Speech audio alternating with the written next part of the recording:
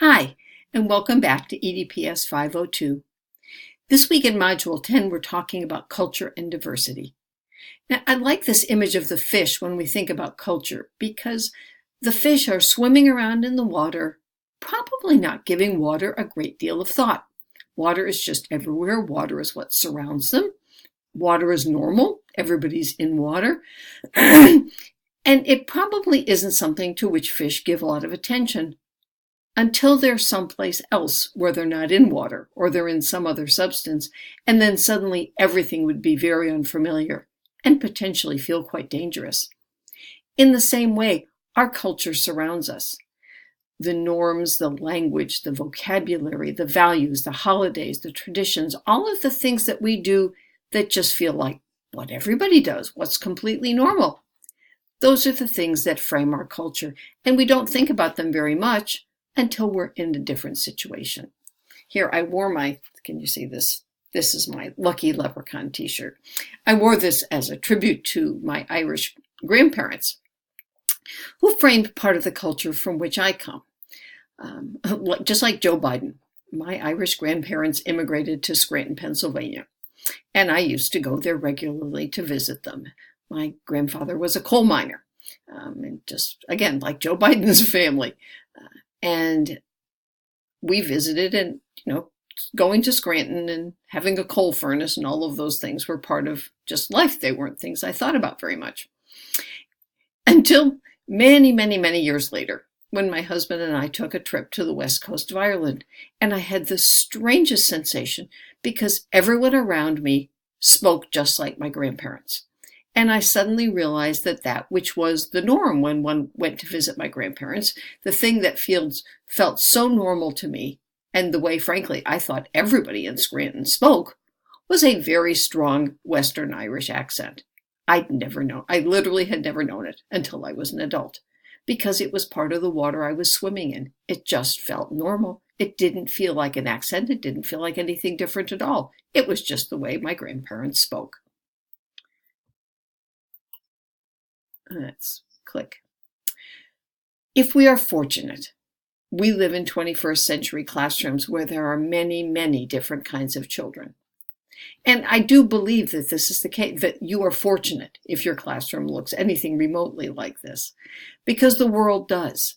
And if we want our students to be prepared to live in a world that has many different people and many different cultures, they need to learn to do that in our classrooms, which means we have to be able to teach many different kinds of students.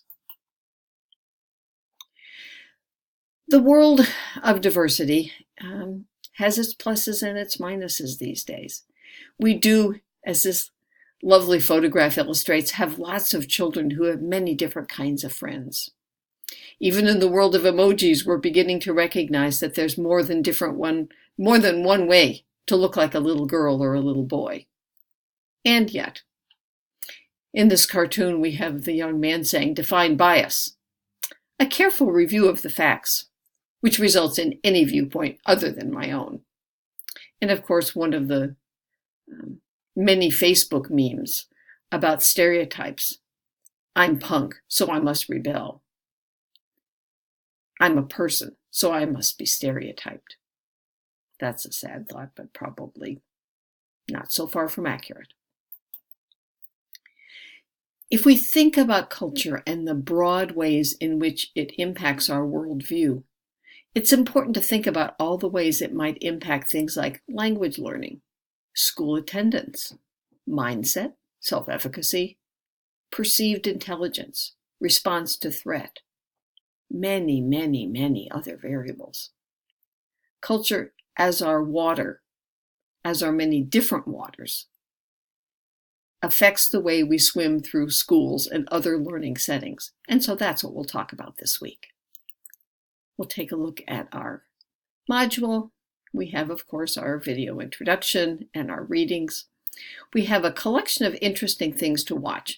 Lisa Delpit, who is a MacArthur Genius Grant recipient, and was actually one of our Porter Scholars at EMU a few years ago, is going to share her talk from the Teaching Tolerance Conference.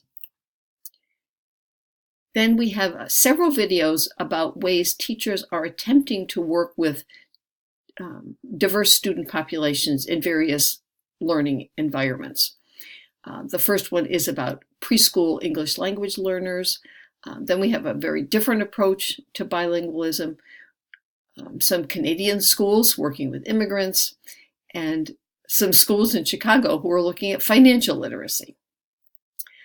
You'll have a chance to contribute to our discussion on meeting the needs of a diverse population, and you'll do that by making ties between one of these videos and the theories that we read in the readings above.